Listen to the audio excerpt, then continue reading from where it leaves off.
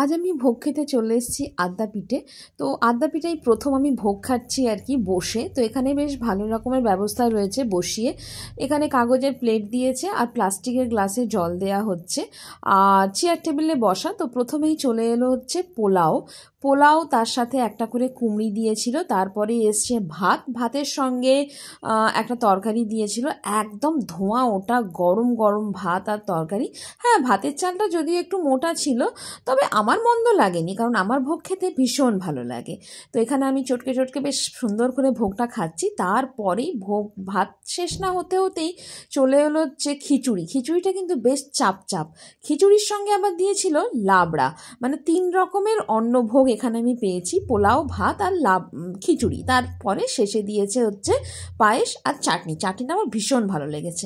তারপরেই বাড়ির দিকে রওনা দিয়েছি। তো চলো, আদ্যাপীঠ ঘোরা আমার হয়ে গেছে, এখন টাটা।